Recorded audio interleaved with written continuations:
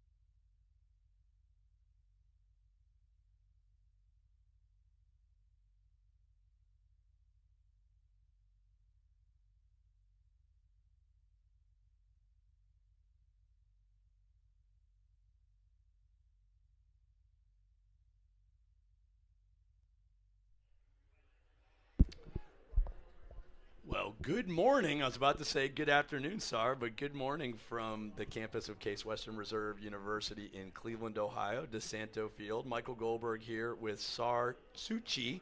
We're going to bring you today's first round matchup between the Case Western Reserve University Spartans against Grove City. Sar, it's great to be together today. Likewise, Mr. Goldberg. Great to be here. Please call me Michael. So I'm a professor at the university for those that we're meeting for the first time. So we'll dispense formalities and get to soccer. Sar, Case Western Reserve University Spartans coming off a great season. Last year they made it all the way to the finals, losing in the final game. Different squad this year, not as high scoring on offense, but a great defense. What do you expect to see out of the Spartans today? Yeah, and that was one of the big storylines as the season started, is they lost 3 of their 4 starting defenders, but they have been just as good, if not better, in that category, and goalkeeper Maggie Storty has been a big part of that. But this is a really high-powered Grove City offense. They've scored 50 goals on the season, and that's going to be a big storyline to watch in this game. That offense against this Spartan defense, which has proven time and time again to have held strong. Spartans ranked in the top 10, Grove City not ranked, but we were talking today, Grove City returned to the NCAA tournament after being out for 4 years. They did defeat University of Chicago the year after Chicago was runner-up, so there's a little bit of history of some success in the tournament against UAA opponents. Yeah, and this will be another interesting thing to watch today as the Spartans return home 2 games after their first home defeat since they lost to Chicago back in the 2021 NCAA tournament in the Sweet 16. They were defeated by Wash U 2-0, coming off a draw against Carnegie Mellon, and they're trying to get back in the win column today, and they've been successful in opening round games the past couple years in the tournament, so trying to get their momentum back. So the key for the Spartan D will be shutting down midfielder Emma Herman. Emma Herman, the top goal scorer on Grove City in a really amazing year she's had so far. Yeah, 20 goals, 3 assists. Can't talk enough about what she has done on the offensive end. And she'll be helped out by Britta Lagerquist. 6 goals herself, but 10 assists. That's where the offense is going to run through. And the Spartans will have to show off some speed and get back there, defend these strong attacking players. One change in the Spartan lineup, Sydney Schenk entering the starting lineup today for Mackenzie Mueller. Yeah, and Sid Schenk is a great player on the offensive end. She scored her first goal of the season against Penn State Barron on a night game, and she's been a great part of the team chemistry in the middle. So we'll see if there's some sort of tactical change that's being made, if Mackenzie Mueller is going to come in later to try and give her a little bit more of a balanced attack. Mackenzie Mueller more of a speed player, Sid Schenk a little bit more of a finesse player, and it may be something that just fits this Grove City style of defense. We're underway as Carolyn Kachuras passes it back to DePino. Just underway, Case Western Reserve against Grove City.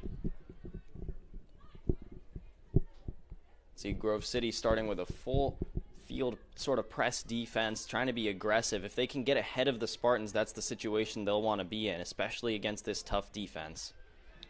Kachuras with the ball as the Spartans look to go on an early attack. Knocked away by Grove City. There's Rachel Sullivan. She's a 4-year starter at defender. Played in 68 games, very experienced, and is going to be a big player to watch for Grove City defensively. She'll have to be big today. Good takeaway by Jamie Goldfarb, and Goldfarb on the move for the Spartans. Jamie Goldfarb, a talented second-year player. The ball's intercepted, but Kachuras gets it down to DePino. DePino with the right foot. Going to work it out to Alexis Sassower out there at that right wing position. And she's been a great player her first year in the starting lineup this year. Didn't play a whole lot last year, but has done a nice job setting up this offense throughout the course of the season. She's got herself a couple assists. Hartzler tries to play it up front, but the goalkeeper, Lisman, takes it for Grove City. We're just underway here, 43 minutes to go in the first half of round 1 of the NCAA tournament from Cleveland, Ohio, as Kachuras knocks it away. And here comes Kachuras looking for Sid Schenk. Sid with the left foot, and she's going to put it on goal and knock it wide. It's a good attempt for the Spartans, and there's Sid Schenk already getting involved. We talked about in the starting lineup today in the postseason. Courtney Lisman in goal. This is going to be a big number to watch. She's given up 25 goals on the year. That's about 1.3 average per game. It's something the Spartans will have to take advantage of. Again, a team that hasn't been as explosive on the offensive end as they have been in the past couple years. A good play by Chahuras to come up and a fight for the ball. Shama passes it back to Kat. Kat to Anaya. To Goldfarb at midfield. Something else, Anaya Hartzler, too, moving back. We talked about this earlier in the season, into that defensive role, coming off a career where she's now set the program assist record here at Case Western Reserve University. She had the only goal for the Spartans in the national championship, but she's done an exceptional job so far in the defensive end as the Spartans push it forward now. And Couturas has the ball taken away by Grove City, knocked out of bounds. It's Carly Keller, who was a second-team All-PAC selection this year and was an honorable mention in her freshman year a year ago, and she's another big defensive player alongside Sullivan, who will have to be big in that back four. And down in the quarter is Couturas, puts it in the middle and caught there by Lisman. So the Spartans have had the ball in the Grove City end a couple of times. Nothing to show for it yet. Yeah, and you're right. The Spartans have done a nice job possessing, and most of the game so far has been played down on this side of the field. These are the runs the Spartans want to hit. Goldfarb with the ball to Shama. She's going to keep it in, but nobody there. Looks like it went over the end line. It'll be a goal kick for Grove City. And Molly Shama inserted into the starting lineup after Helena Van Bibber was banged up about midway through the season, and Shama's done a great job also in her first year really getting significant minutes. She's a second-year player from Scottsdale, Arizona, and has done a nice job. She's got a couple assists herself as well and scored a goal, her first of her career, earlier this year. Molly with the ball on the left wing and is going to get it in, but knocked away there by the Grove City defense. That's Britta Langerquist with the ball, but it's going to be knocked out. Healy with it across to Rischel. As the Spartans make a little press, Katie Rischel still possessing the ball, double team, now looking for help. Gets it back to Jamie Goldfarb. And we've seen Rischel do this a couple times this year. She scored a goal herself. She had, in the opener, a nice through ball that she played to Van Bibber for a goal. So if Katie Rischel gets going on the offensive end, even from that right outside back spot, she can be another weapon to add to this Spartans attack. It's an attack that needs some help. Their leading scorer is only with 3 apiece. And knocked out of bounds. Molly Shama can't get it. It's going to be another goal kick for Grove City. Sorry, you talked a little bit about the goal distribution and lack of firepower to say last year the Spartans with Cameron Hartman and Ani Washburn, a lot of goal scorers, a little bit different this year. Yeah, absolutely. And Helena Van Bibber had 10 goals a year ago, too. And I think she benefited a lot from having players like Cam Hartman and, as you mentioned, Annika Washburn, 2 All-Americans that the Spartans have had to replace. But this year, it's been Carolyn Couturez and Mackenzie Mueller, each with 3 apiece. And again, Mueller not in the starting lineup. It's been a committee of players after that. This Spartans team has scored just 24 goals on the season. You compare that to Grove City on the other side with Herman, who herself has 20. And the pass is in the middle. Shama was there, but knocked away by Grove City. Goldfarb retains possession for the Spartans. Passes it out to Kat on the wing. To Sharuhouse with a little bit of run. She kicks it, tries to shoot, but it is knocked away by Grove City. Chased down by DePino. Now Goldfarb with the ball at the 25-yard line. Goldfarb dribbling, maintains possession. Looking to make a move. Puts it inside and just out of reach for Couture. So some nifty skills by Goldfarb, but couldn't get it on goal. Yeah, Jamie Goldfarb is sort of a two-way player. She can come out from her defensive mid spot, that holding mid spot, and play some good offense as well. She tried to put that on a line, looking for Carolyn Couture, Sid Schenk in the area as well. Another opportunity for the Spartans, but the Grove City defense just holds strong enough. D'Amato with the ball up to Mathis. Mathis plays it back. Now back to Mathis around midfield, and she's going to kick it on this wing to Lagerquist. But Chahuras is there, and she'll just kick it out of bounds. It's going to be a throw-in for Grove City. They can finally set up an attack. Haven't had a lot of opportunities to do so, so Lagerquist will be a key player to watch, especially getting crosses in, getting passes into the box from that spot. Rachel Sullivan hits it. Looks like it hit Shama's hand. I believe that's going to be a handball and a free kick for Grove City. And this might be the first test. Again, we mentioned Maggie Storty in goal. She's given up just 8 goals all season. A strong Spartan defense on a set-piece chance here. It'll be Rachel Sullivan, it looks like, to take it.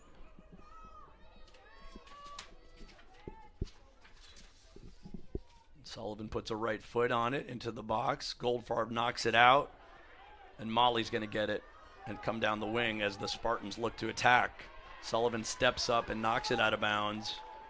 That's a huge play from Sullivan, too, because Sid Schenk was making a run down the middle of the field, and Shama would have found her almost undoubtedly. She was unmarked running through the middle of the field, so if Sullivan doesn't make that tackle there, that's likely a one-on-one, Schenk versus the goalkeeper, Lisman.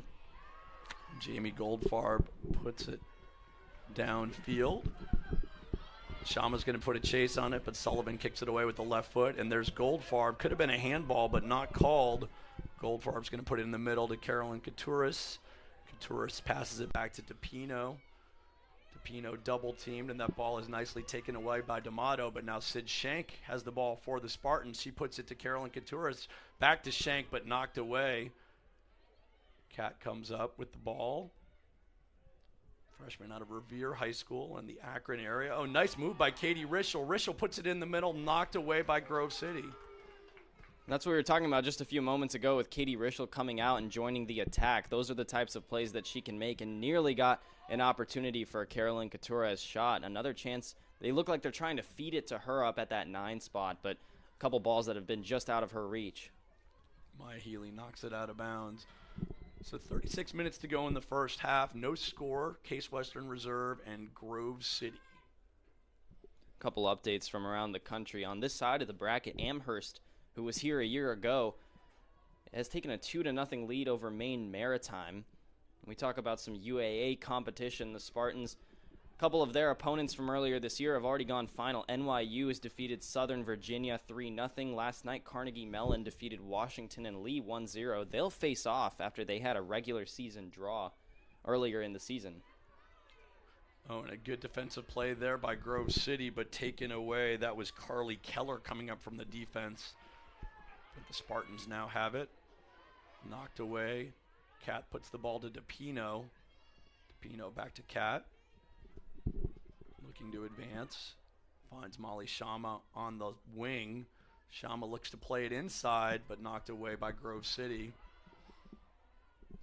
And Lisman hasn't had to face a lot of shots on target so far. It's been a lot of good defense. In fact, the Spartans have none officially on target today. And Anaya Hartzler weakly hits it to Lisman, who corrals it for Grove City. Another update, the defending national champs, Johns Hopkins, mentioned they defeated the Spartans in the national championship a year ago. They've just gotten underway against Penn State Berks. Rischel with the ball, looking to Carolyn Couturis on the wing to Sassower. Passed in the middle and knocked up. Sid Schenk trying to corral it, but Grove City comes away with it. Lagerquist has done a nice job joining the defensive effort today. She's up in that right wing spot for Grove City. You think of her as an offensive player, but she's gotten back to help set up some of these types of counterattacks. Nice play by Healy to come up on Herman. And here's a ball to Shama, kept in bounds. Back to Sydney Schenk. Sydney out of the Chicago area, and that's out of bounds. You know, you talked about this earlier in the pregame, Michael, that a lot of these Spartan players are some younger players. We have first years here, second year players here. It's going to be an interesting mix of experience and youth for this Spartans team, a team that's been in the postseason hosting the past 2 years, but a lot of those players not here anymore, and a lot of these players didn't get significant experience in those games. So it'll be interesting to see if the moment's going to be too big for them or if these Spartans are going to come up big. Referee calls an offsides on Emily Herman. So Herman out of Hilton, New York, a 5'9" junior. And we haven't seen a lot of Herman so far today. The Spartans have done a nice job corralling her. She's the PAC President's Athletic Conference Offensive Player of the Year, and was the most outstanding player in the PAC conference tournament. So she's been successful in tough games. DePino with a nice run, puts a left foot on it, but it goes wide of the goal. DePino with some good hustle there, but again, the Spartans haven't been able to put the ball on goal early here in the contest. Yeah, you're right. That's their second shot officially. They have had trouble getting it into a challenging position. Lisman has been good in her alignment, but the defense has held strong, and that was something we wanted to watch coming into this game. Could this Spartans break through a defense that's given up 25 on the year? Rischel comes up. DePino with the ball, looking for help to Sydney Schenk. Sid with a left foot to Molly Shama. Shama looking to attack. Puts it inside and knocked there by Lisman. So a good play there. No one home to knock it forward, but Molly Shama at least got it on goal. Yeah, it's a good attempt by Shama, too. Not a typical angle that you expect to see a shot. Lisman likely playing for a cross or some sort of ball inside and gets the shot to the near post. Lisman did a nice job to react and corral it. Hartzler to Kat with the ball to Carolyn Katuris. Back to Shahuraus. Now CC DePino to Katie Rischel. Katie with the ball to Sassauer. Sassauer looking to make a move, and a good defensive play there, knocked out of bounds by number 22, Carly Keller. And Keller's another defensive player for this Wolverine lineup, and she'll have to be strong against Sassauer, who we mentioned. Oh, has had Sydney a lot of Schenk in success. front, Yeah. a left foot, and it's knocked over the goal. So Sid Schenk puts a left foot on it. Good attempt, and it's going to be the first corner kick for the Spartans. Yeah, and that's the best look the Spartans have had today with Schenk. Rachel Sullivan is the one who jumped up and tipped it out. Those are the type of plays that Grove City wants to avoid seeing from the Spartans, but they've done such a nice job possessing the ball in this area of the field that the Wolverines haven't been able to get them off of it. So corner kick here. Knocked in the air. Header on it, and it goes awry. Looks like that was DePino put a head on it. By the way, shout out to Geraldine Coleman, Sydney Schenk's grandmother. Goes by Busha. Was probably pretty excited about Sid's shot on goal there. Yeah, and again, Sid Schenk has improved every game she's played so far this season in the starting lineup. And it would be a great sight for her if she could get the goal to put them ahead here. Still a 0-0 contest right now with about 30 minutes left in this first half. Jamie gets the ball to Sydney, now to Molly on the left wing. Shama puts a right foot on it, but no one home, and it goes to the goalkeeper, Lisman.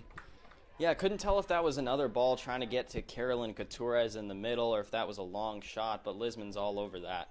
Katie Rischel with a nice defensive play to DePino at the midfield. DePino with the left foot. Can't get it through, and a nice play there by Sullivan. Yeah, and Sullivan, some of these are just experienced plays. She can't see the runner in behind her, but she's played so much incredible soccer over the last 4 years. She knows where they're trying to get to, and that's why she's one of the top defensive players in this tournament. And Lagerquist will take the throw in. Hartzler has the ball, looking for help, finds it in DePino. DePino with some space, now gets it on the wing to Katie Rischel. Katie looking to make a run to Katuris on the wing to Sassauer. Sassauer's got some room. Passes in the middle to Sid Schenk, and it's knocked away. Strong defense from Erin Venus, a junior from nearby Medina, Ohio. It's her first year as a full-time starter, her first tournament appearance, whatever you want to say, but that was an incredible play and a key and a timely play. That was the key. Sid Schenk coming in, trying to put the Spartans on top, and they needed that. So corner kick for Case Western Reserve University. Oh, and the goalkeeper does a nice job, Lisman, of coming out and grabbing it. And here comes Grove City the other way. Emma Herman with some space. 2 Case suspenders there. Knocked away nicely by the Spartans and then knocked out of bounds. So Katie Rischel was back. Always got to worry there when Emma Herman has the ball with space. Absolutely. With 2 defenders on her, that's probably what the Spartans are going to want to see all day. If they can keep an advantage in numbers when Emma Herman's trying to make runs in, that's what they want. Knocked away by Grove City. Back to Herman. Herman with a nice touch pass to a teammate, but now Kat knocks it up to DePino. DePino to Sydney Schenk. Schenk with the left foot to Molly Shama on the wing. Shama being defended by Sullivan.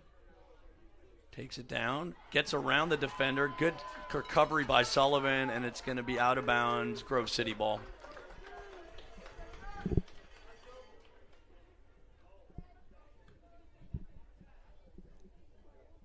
Mathis with the ball back to Sullivan. Sullivan boots it down, looking for help. DePino hustles back and gets it to Hartzler.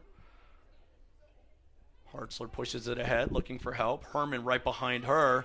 Hartzler still with the ball, knocked away, but DePino there for the Spartans. Yeah, Hartzler wanted a foul. She's having a few words with the official down there. That's where Hartzler's comfortable. That's where she's been successful the past couple of years in her career as an attacking mid. So don't be surprised to see her make runs up like that. Oh, and Jamie Folkfarb goes down, and she does get a call. Maybe a little bit of a makeup call there by the referee. Perhaps, yeah, and we might see Hartzler herself take this set-piece opportunity. It's going to be an interesting angle. It's closer to the middle, and we've seen her take a couple long shots this year. But I wouldn't be surprised to try and see a header into Jamie Goldfarb or Maya Healy. And it's not going to be Healy this time. She's back by midfield. So Anaya Hartzler with the ball. Through Goldfarb was the one making the run in and nearly got it to her. And a good head ball by the Case defense by Healy. Now DePino with the ball. DePino looking for help, finds it in Rischel. Rischel making a nice run. Rischel to the middle, knocked away by Grove City. And sorry, go ahead, sorry. Yeah, I just wanted to mention how we talked about how Herman has been off the ball most of the game outside of right here. The Grove City defense has done a nice job corralling Carolyn Couture as the Spartans are trying to continue to go up top, and she's just not been able to get touches. Oh, and a nice play by Molly Shama. Molly still with the ball, looking for help, gets it into Couturis inside the box. Still knocked around. Sassauer with the ball. She puts a shot at goal. It's good! The Spartans are on the board. A beautiful spinning shot, Alexis Sassauer for her second goal of the season. That's exactly what they needed right there. They've had a lot of opportunities. They just have not been able to convert so far, but Sassauer took matters into her own hands, and with defenders draped around her, got it over Lisman and a perfectly placed ball. You can hear a sigh of relief. There's something about that first goal, Sar. The Spartans had some early chances, but Sassauer with a nice piece of footwork down there, and the Spartans are on the board. Absolutely, and this home crowd, again, they've struggled their past couple games, coming off their last home game, a 2-0 loss to Wash U. Before that, a 1-1 draw, so it's been a little bit of frustration. If the Spartans can get out on top and continue to just put the pressure on this Wolverines team, that sigh of relief will turn into some cheers and some clapping, applause, and whatever you want to call it. But it'll be a lot more festive of an attitude here at DeSanto Field. The Spartans with the ball again. Katie Rischel with it. There was a substitution. Helena Van Bibber comes into the game for Molly Shama. And Van Bibber with the ball right now.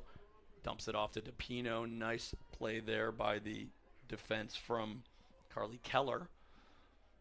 And Van Bibber was huge in last year's tournament. There was a game in the Elite Eight. The Spartans hosted here against William Smith as they pushed forward offensively. They were down 2-0. Van Bibber with 2 goals in that game, the first and the third, in a huge comeback effort.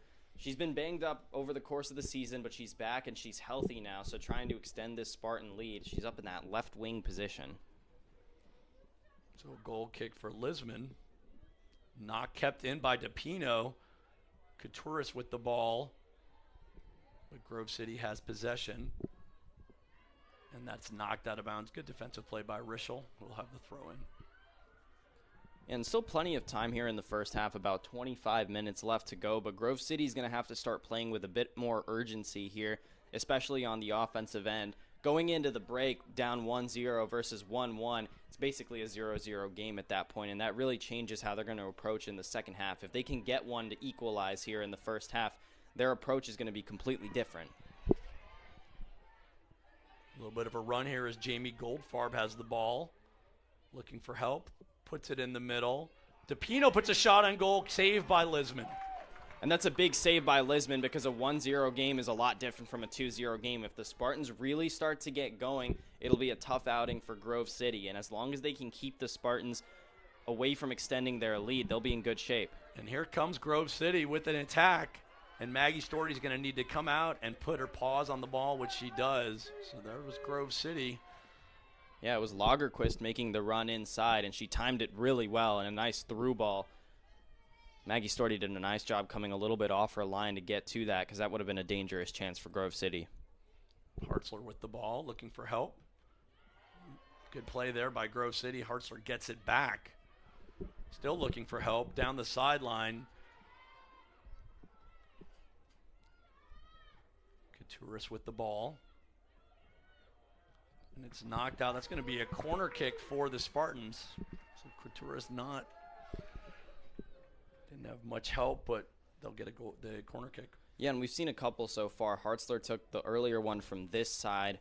She played a high arcing ball. They were trying to get headers off. Now Healy does come into the box along with Goldfarb and others. From the other side, it was Sassower who played a line drive, and it looks like they might want to go back to that high ball, try and get a header off of it. That seemed to be more successful their first attempt. Anaya's going to do the corner kick. The ball's up in the air. Jamie Goldfarb is there, knocked away. Spartans still trying to keep it in. Almost a handball. And Hartzler puts it, just over the corner. Nice attempt there by Anaya. Beautiful shot, and I thought that was going to arc right into that top corner. It couldn't have been any closer without hitting that crossbar. Hartzler, a nice job getting in to the box for that rebound attempt, and Lisman's got to be taking a big sigh of relief there because the Spartans nearly extended it to 2-0. D'Amato with the ball for Grove City. Now they get it up to Mathis, but knocked away by the Spartans. Looking upfield to Helena. Van Bibber with a nice piece of footwork there to Sid Schenk. Sid going down the field, challenged by Sullivan, and Sullivan with a nice takeaway for Grove City. And here they come the other way. And they go down. They're going to call a trip on the Spartans. Hartzler knocks down Lagerquist. Yeah, and the last set piece chance they had, Sullivan took it. It looks like she'll be the one taking this one as well. It was a ball that got only home to a couple white shirts. So Grove City will try to play this one a little bit farther, I believe. They've got runners on the far post, and that's where it's going to have to go if they want to get a chance on goal here. Rachel Sullivan taking the kick. Get some air under it. And it's in the box. Grove City looking, and Jamie Goldfarb knocks it away. Dangerous situation there for the Spartans. And knocked out of bounds by Van Bibber. Yeah, and I believe it was Natalie Merrick who got her foot on it, and there were a couple other Wolverines in the area. That's a huge play from Jamie Goldfarb to get it out before a shot can come off. And the center is Storty, and Emma Herman almost got a foot on it. Apologizes to Maggie, but a good play by Maggie there. Yeah, and Grove City finally starting to get something going on the offensive end, and a team that, again, we know can score and has scored well in the past, coming off a game where they scored 4 goals against Franciscan. So they've got some momentum. They've got 4 and 3 in their last 2 outings. Anaya with the ball looking for help. And she finds it in Helena Van Bibber. Van Bibber with the ball in front. Sassower to Couturus. Couturus puts a foot on it, but saved by Lisman. And Couturus will want to have that one back. She actually had a little bit more time. She could have set up that shot. The defenders weren't swarming on her like they probably would have liked to. Grove City's got to be happy that that shot turned out into just a floater. Nice job by Healy to come up and get it to Sid Schenk, who takes a shot in the back. No call. And Grove City comes up. And a nice play by Healy. Here comes the Spartans. Sassower with the ball on the wing is double teamed, but gets by her defender, puts a foot on it, gets it in the middle, but knocked out. And Grove City gets it upfield to D'Amato. D'Amato with a little bit of space to Megan Mathis on the wing. And they look for Herman, but they overshoot her. Tashura steps up. And now, a nice play by Van Bibber. To Couturus, to DePino. DePino with some space. Looking for Sassower, but a little bit of a miscommunication, and Lisman comes up and takes it. Yeah, Sassower hesitated as she was making that run. It looked like she was trying to just get back on sides, and that looked like when she did get there, she had to stop, and it wasn't good enough timing to get that run off. Goldfarb gets it on the wing to Katie Rischel. Rischel, a junior out of the Pittsburgh area. Taken away by Grove City. Sid Schenk there, but the ball is knocked up by Aaron Venus. Spartan steal, Sid with the ball to Helena. Helena with a nice move at the right foot, going towards goal, and still going, but now it's ultimately corralled by Lisman. So Helena Van Bibber, that ankle looks healthy, doesn't it? She makes a nice move to get inside. One touch a little bit longer than she would have liked. Still nearly got a shot off, but if she can get into a rhythm, that'll be big for the Spartan offense. There's going to be some subs for the Spartan at the next whistle, but here comes on the other end Megan Mathis. Will hit it in the middle, goes out of bounds. Yeah, cross came off. A couple Wolverines were in there, but good defense from Katsaruhas to push her towards that baseline as here come these subs. So Maggie Farah checks in for Corturis. DePino will take a seat, as will Sassower. Andrea Silva checks into the game, and Abigail Meneses. Andrea Silva up in that right wing spot. She's a very speedy wing player. We'll see if they get the ball out to her to start, especially while she's still fresh. And Maggie Farah will come in for Carolyn Couture as a little bit of change of pace in that 9 spot. They've been trying to feed it up there a lot today so far. We'll see if they continue to do so with Farah. And there goes Andrea. There's that speed, but good defense there. Yeah, nice job by Merrick matching that speed stride for stride, getting the ball off of Silva. So no Mackenzie Mueller. I didn't hear anything about an injury, but you have to speculate that maybe there's a reason she wasn't in the lineup today. Yeah, again, she's tied for the most goals on this Spartan team. Her and Couture each with 3 apiece, and she's a very impactful offensive player. So, again, still not sure if we're going to see her in action today, but would be a tough blow if she's not able to go. So, turnover there by the Grove City defense. As a defensive error knocks it out of bounds, it's going to be a corner kick, and Hartzler will take it from the right side of the field. And again, it was Sassower who took the first one from over here. Hartzler's been trying to play them up, trying to get headers. They nearly got one last time to Goldfarb. We'll see if they go that direction again. Knocked in front, and it's hit over the goal. I think that was Maya Healy coming up from the defense. Yeah, and Healy got a good contact with it, but not on the right part of her head. She wanted to get more on that side so she could direct the ball in towards goal. Lisman had come off her line trying to punch that ball out. So a near dangerous opportunity for the Spartans if Healy had gotten the contact she would have liked. Healy's a first-year student out of the Chicagoland area, New Trier High School. Van Bibber and company get the ball. Nice job there by Helena. Cat will take it a throw-in for the Spartans. 1-0 score, 15 minutes to go in the first half. Round 1 of the Women's Division III NCAA tournament, live from Cleveland, Ohio. Michael Goldberg and Sar Tsuchi here. Sid Schenk with the ball. And Sid with a little bit of an error and taken away by Grove City, but taken right back there by Jamie Goldfarb, who's knocked down, no call. Oh, and a little bit of footwork there by Grove City as they look to attack, but knocked away by the Spartans. Cat with the ball. Back to Healy. Yeah, what a battle it's been. Jamie Goldfarb and Britta Lagerquist down on the near side. Here we go on the far side with Katie Rischel going back on the offensive. Katie gets it inside, but Farah can't handle, and now Meneses with the ball. Back to Katie on the wing, knocked out of bounds. It's going to stay Spartan possession.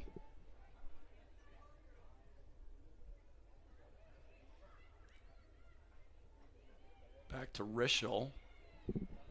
Rischel looking for help. Sid Shank's there. Sid with her back and puts it on goal. Saved by Listman. And they're going to say it's out of bounds. The goalie had stepped over the line. So Sid Shank with 3 shots on goal so far. Yeah, she's had a good outing so far. It's just been inches between her taking a shot on goal versus getting that goal. And another big play by Lisman. This could be an error, though. She did step past that line, but the save was paramount there. So just 14 minutes to go in the first half. Spartans on the board on an Alexis Sassower goal. And here's Hartzler's corner kick, looking for help.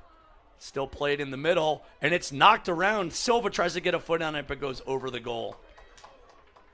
Yeah, and it looked like I couldn't quite tell who got that initial header, but that one was a more direct ball in towards the goal. A lot of red jerseys there, of course. Silva will want to have that shot back, just placed it high. Lisman plays it up. Andrea Silva is there into the middle to Farah. Farah puts it on the to Van Bibber. Van Bibber misses the goal. Good opportunity for the Spartans. Just a little bit wide there, and the ball might have been inches too far for Van Bibber. She would have liked to play that low and away. Instead, got to it just a tad bit late and had to play it high. Again, would have been a huge play for Alina Van Bibber getting back in her scoring rhythm. Instead, it remains a 1-0 game. Grove City with the ball. Kat takes it away. Back to Anaya. Anaya down to Andrea. Knocked away. Andrea still fighting for it. Gets knocked down. No call. Katie Rischel is there for the takeaway for the Spartans. Yeah, it looked like Keller stepped on the ball there and then missed that touch there. Silva gets it through. And Silva looking to cross, and it'll be another corner kick for the Spartans. Yeah, they're really pressing forward now. This is going to be the 6th corner of the game. We saw an attempt on the last one from Silva.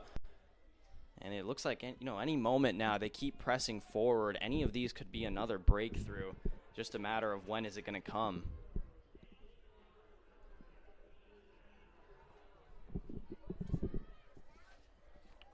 So live from DeSanto Field. Michael Goldberg, Sar Zucchi here. 12 minutes to go in the first half. The Spartans up 1-0. Hartzler's ball is in. Jamie Goldfarb tries to get a foot on it. Meneses puts a foot on it. It's knocked away by the Grove City defense. And then upfield, Rischel with it. Herman challenges, but Rischel gets it on the wing. Now inside to Farah. Farah looking to do something with it, but taken away by Grove City. There's contact, and they're going to call a foul on Farah. Yeah, it's going to be against the Spartans. They would have liked to have this going the other way. But a huge play a few moments ago from Erin Venus. We mentioned her earlier in the game on that Spartan attempt off the corner kick. It was a chance for them to get a counterattack, but it continues to be 2 defenders back and marking Emma Herman every time Grove City tries to set up an attack. That's what the strategy has been today, and it seems to be working so far for the Spartans. Silva with the ball back to Rischel. Rischel with the left foot. Taken away by Grove City. D'Amato with the ball, and it's going to be Spartan ball. Oh, they changed their mind. Grove City ball. And it looks like we're going to have a substitution. And Tori Stevenson will check into this game. She had a goal and an assist last Saturday in that 4-2 win over Franciscan. She was part of the All-PAC tournament team, so she's another offensive-minded player for the Wolverines. She'll take Merrick off. It's a little over 10 minutes to go in the first half with the Spartans up 1-0. This would be big if Grove City could steal a goal here in the last couple minutes. Oh, and there goes the Spartans. Farah with the ball. Farah puts a shot on goal, and it's wide. It looks like Lisman got a touch on it, so it's going to be a corner kick. And Maggie Farah really started getting going last year in the postseason. She had a spinning crossbar shot that went in and sort of cemented herself as, hey, I'm a player who can make things happen on the offensive side of things. So we'll see if she can get hot too. She'll be a huge offensive addition for the Spartans. Another corner kick for Hartzler. And Farah's on the near post here making a run in. It's a short one back to Hartzler. Hartzler puts it on goal, and it is there. There's Silva, and it just goes over the crossbar. Another chance. We've seen a lot of these go high for the Spartans for whatever reason, and Silva's had 2 now that she would like to have back. Another good chance, and Grove City's got to be looking at this game, and it's a game where the Spartans have 15 shots. The Wolverines have yet to record 1, and they got to be thinking, hey, we're glad it's 1-0 at this point. If they can get something going on offense and tie this thing up, really changes momentum here. Maggie with the ball to Andrea. Andrea looking, and she knocks it in the middle. Hit up in the air by Grove City. Chased down by the Spartans. Van Bibber put a boot on it. Now it's out. Kat trying to fight for it. Jamie Goldfarb is there. Oh, she gets a forearm shiver and knocked to the ground. Yeah, it's going to draw a foul every time. Might even draw a yellow card. It doesn't look like we're going to get it, however. head official Aaron Mitchell is all over that. But another set-piece chance for the Spartans as they continue to push forward. Grove City's got their hands full on the defensive side. So Anaya Hartzler at the 30-yard line on this set piece. They're clearing the box. We could see a long shot here, but last time we saw a run-in by Goldfarb. Hartzler puts it on some air under it. Unfortunately, goes away out of bounds. And it looked like they were trying to get it to Goldfarb once again. She was making that run-in along that 8-yard box line, and it was just a little bit too wide for her. Silva was trying to get some cleanup work running in, but just couldn't get to it. So we're almost at the 8-minute mark here at DeSanto Field. 1-0 your score. Goldfarb knocks that. It's going to go out of bounds. It'll be a throw-in for Carly Keller in Grove City. And an update from Amherst, who's added another goal against Maine Maritime. That game's 3-0. That second half just underway. Also, MIT has gotten started against CMSV. They would be on this side of the bracket. The winner of this weekend would play the winner of that weekend over there as well. So another interesting lineup to follow. Sydney to Maggie, back to Sydney looking for help, and Sydney throws the defender down. Yeah, sort of returning the favor from a few plays ago. Emily White was on the receiving end of that. Another first-team All-PAC player. She was as a midfielder in 2021 and then as a defender in 2022 and this year. Here comes Grove City with the ball. Lagerquist, but taken away. Still fought for. 50-50 ball as Herman comes up with it. She's double-teamed, gets it back to a defender. Herman dropping back to the midfield. Stevenson coming in the game. Here's Grove City with the ball on the wing, and it goes back to Maggie Storty. Maggie boots it up in the air. Anyone's possession. Nice job by Jamie Goldfarb to Silva, who gets knocked down, but play on, says the ref, as Farah has it, and with an advantage back to Silva. Silva double-teamed, and they'll go back to the goalkeeper, Lisman. On the other side, though, a nice defensive play from Maya Healy, playing that back to Storty as the attackers were bearing down on her, not trying to do too much. That's something you sometimes see from first-year players. But Maya Healy's taken ownership of the situation, has done a nice job all year for the Spartans in that right center back spot. And they're going to be a call. I think there was Goldfarb got pushed. So it'll be a free kick for the Spartans. You got to imagine the Spartans feel like this game should be more than 1-0. I expect them to be aggressive in these last couple minutes, continuing to attack. Andrea puts the ball in the middle. Sid Schenk is there, but knocked away by the defense. Jamie gets a foot on it. But back to Grove City. Stevenson with it. And Sid Schenk with 4 shots so far. You've got to imagine she's going to try and continue to break through at some point here. Maggie with the ball. The UAA Player of the Week last week. Maya Healy looks upfield and unfortunately goes out of bounds for the Spartan fans that maybe listen. And this is a Grove City team that you mentioned has improved year in and year out since that tournament appearance in 2018, finally making it back. Coach Melissa Lammy has been the head coach for 31 years, and this Grove City team under her has only had 4 seasons under 500, has had a great run here and would like to continue that here in the tournament. But right now, trailing 1-0, it's been a tough outing for them so far. Still trying to get that first shot off. Jamie Goldfarb with a good job coming back to Storty. Maggie looking for help and finds it in Maya Healy. Back to Maggie. 4 minutes, 40 seconds to go in the first half. Anaya Hartzler takes it, looking for help to Farah. Farah does a nice job to come back and get the ball to Abby Meneses. Helena Van Bibber has it. Helena looking for Silva. And it's knocked away by the defender from Grove City. Good play by Carly Keller. Checking into the game is going to be Avery Ryman. Avery Ryman. Avery's a first-year player out of Livingston, New Jersey. Sid Shank's going to take a seat. Yeah, and with Ryman coming in, it makes me think we may not see Mackenzie Mueller here today. Ryman played in a couple games earlier this season as well, so we'll see if she can get herself on the board in a position where Sid Schenk has been successful so far. Emma Herman with the ball in space. Oh, good play up there by Healy to take it away. Yeah, you're right. A great job coming up to get Herman off the ball. It's what they continue to do all day. And Maya Healy's done a great job marking her in the back end. Stevenson fights with Healy. Goldfarb gets knocked down, and there's going to be a call. Jamie Goldfarb is just such a hustle player. So, I guess when you hustle that much and you're there, you're going to get your share of getting knocked to the ground. Yeah, absolutely. She does some knocking around herself, too. More of a defensive-minded player for the Spartans, but she really runs up and down the field. She's a very scrappy player, and certainly one of the players you would think on the scouting report for Grove City is a player that you think, hey, we don't want to face against this player if we don't have to.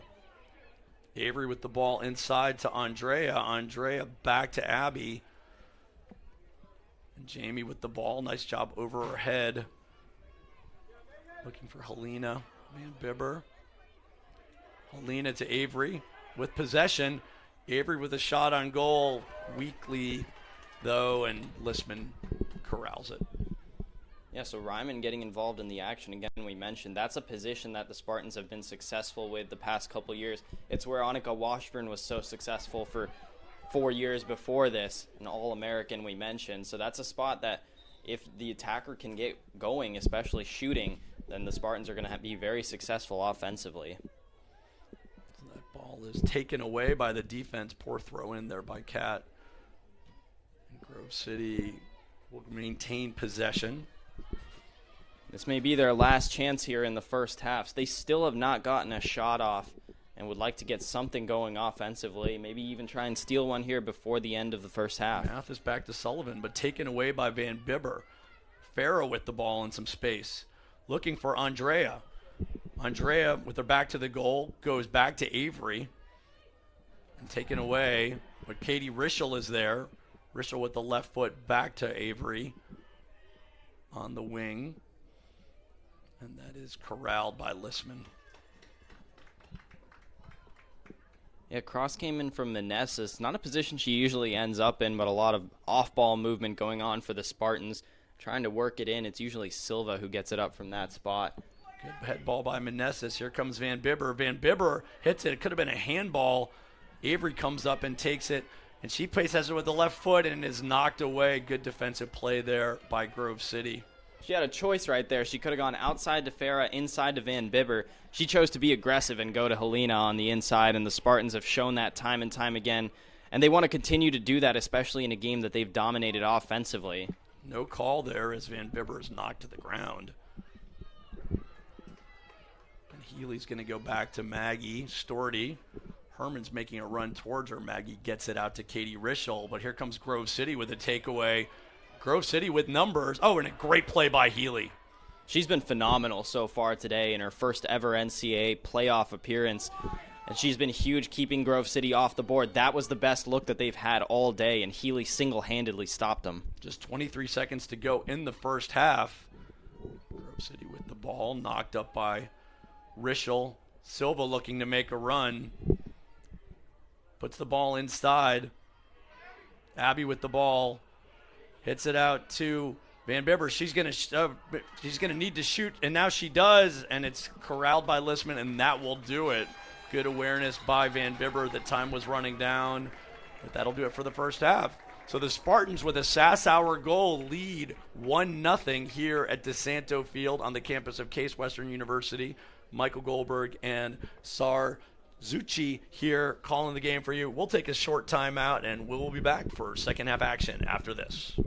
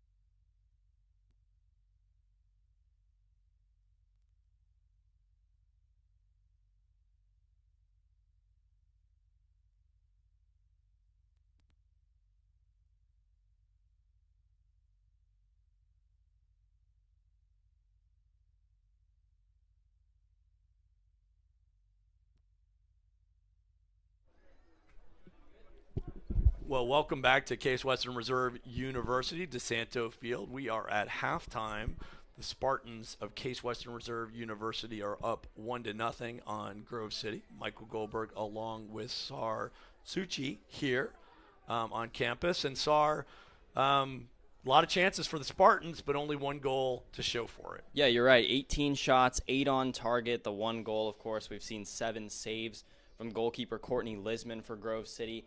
The other thing on the other side for them offensively, they haven't gotten a shot off yet. That was something we talked about in the pregame was, is this Spartan defense going to be able to hold up against this powerful Grove City offense? And they have done exactly that. No opportunities, really, maybe besides one that Maya Healy came up and made a great play defensively on. It's been all Spartans so far, and Coach Abby Richter might be even disappointed that the score is only 1-0.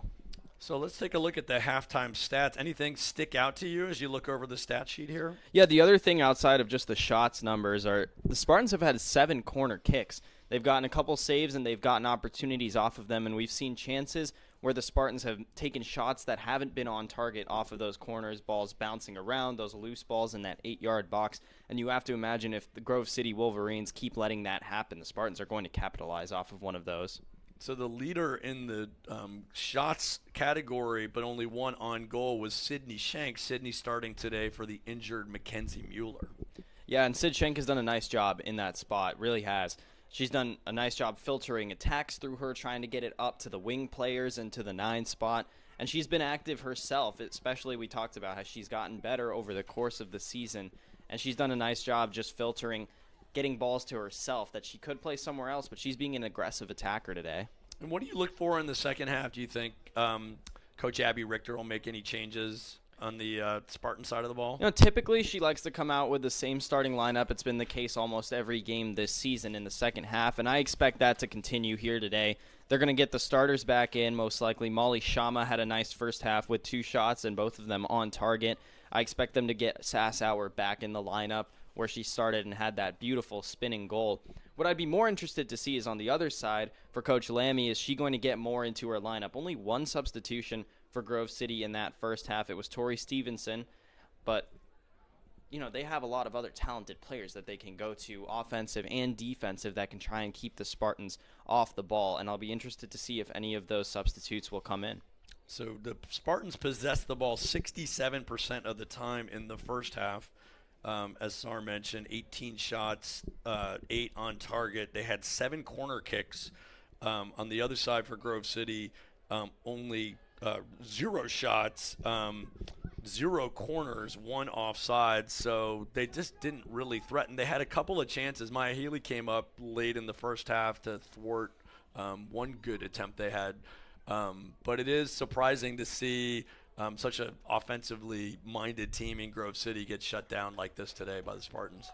Absolutely, and if you look at where the Spartans have possessed the ball, it's been on the Grove City half of the field the majority of the time. That's where the game has been played, and if the Spartans continue to dominate in the possession, that's where it's likely going to continue to be played.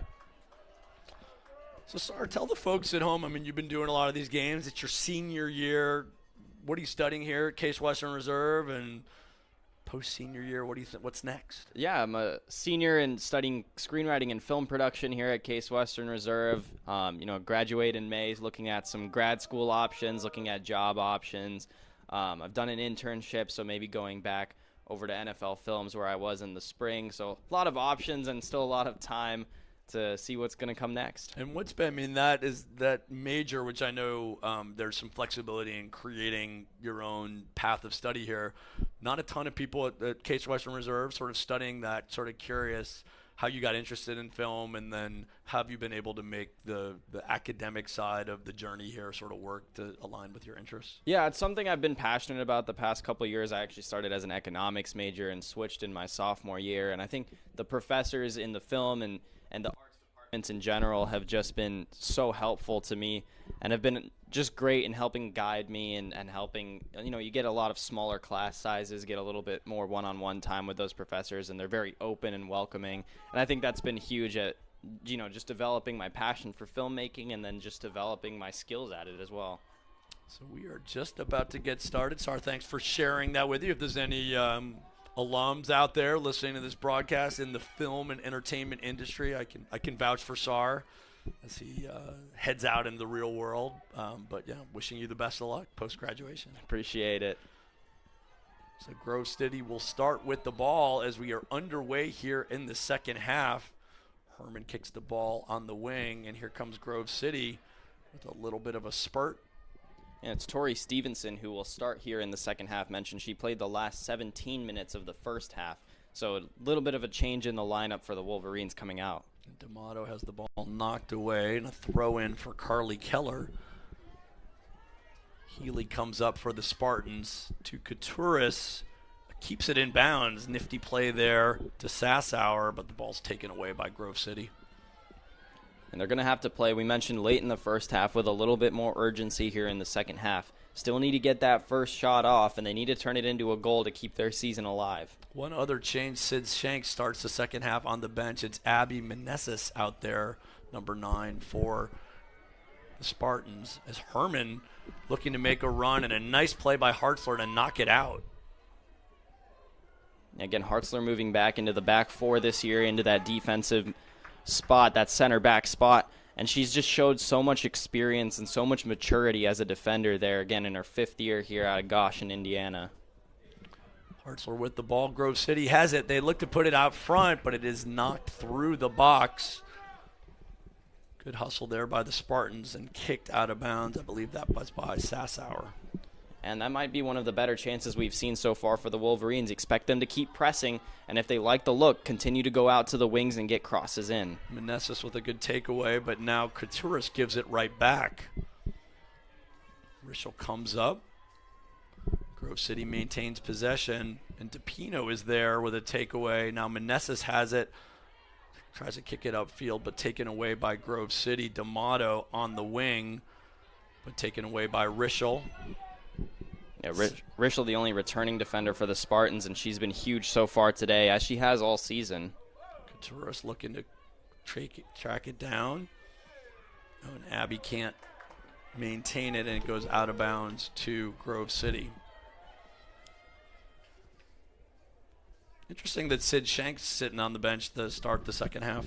Yeah, we mentioned she had that good first half with 4 shots, including the one on target. She was very productive in the middle of the field, and it may just be sort of a rest substitution, get her fresh when she comes in later in the second half and maybe try to ice this game. Carly Keller will throw the ball in for Grove City. Knocked away by Sassower. Keller gets a foot on it and retains possession for Grove City. To Aaron Venus in the middle of the field to Herman, but knocked up by Healy. No one home for the Spartans. DePino trying to get it, but knocked up by Sullivan. And Sullivan can't get it on the wing, but now they do get it on the wing as they get it away. But the Spartans get it back. Molly Shama with the ball. Shama working against Sullivan now towards the middle of the field and gets it to Abby. Abby with a left foot to Carolyn. Couturis trying to make a run. Couturis is up, and the goalkeeper has to come put a foot on it. And now Sassower has an open goal, but isn't able to get it on goal. Yeah, she'll want to have that one back. Almost got her second goal of the day. And Lisman, even though she came off her line, they had to try and block that angle, did the best they could, and it forced a high shot. That's about all you can ask for as the Grove City defense, and about as good a job you can do if you're Courtney Lisman to keep the Spartans from extending the lead. Keller with the ball. Sassower pressing to D'Amato. D'Amato working against Rischel. Double team, but knocked out of bounds by Meneses. Up to Herman. To D'Amato. D'Amato with space. Jamie Goldfarb comes to help out. And Couturis making a run. He's able to keep it in bounds. Working against Keller. Now back to Sassower. Sassower puts it towards goal. Hit up in the air and now knocked out. Couturis is going to put a foot on it. Looking to create and kept in bounds. Now the ref is going to say Grove City ball, so it just went out of bounds. Yeah, good challenge, though, by Alexis Sassower getting that cross in. It was DePino who was in the area of it. Natalie Junta did a nice job defensively to knock it away. Could have been another chance for the Spartans. D'Amato and hit, and that's going to be a goal kick as Sassower knocks it out. And an update from MIT and CMSV. MIT has taken a 1-0 lead. That game's at halftime. So the winner of this weekend, of course, we've got Cortland and John Carroll coming up next. We'll take on the winner of that weekend over there. DePino with the ball back to Abby. To Molly. But Grove City with possession. Mathis with the ball. And Kat steps up to get it, and Carolyn Couturis has it. Double team looking for help. Has it in Abby Meneses. Back to Carolyn. Carolyn with the ball, looking to play it with the right foot. Takes a shot on goal and saved by Lisman. Yeah, another chance for Carolyn Couturis. Again, they went to her a lot early, and she came out at the end of that first half, starting to get back in a rhythm here. That was the 20th shot now for the Spartans, and still just one goal to show for it. Hartzler gets whistled for the foul, and it's going to be a free kick for Grove City.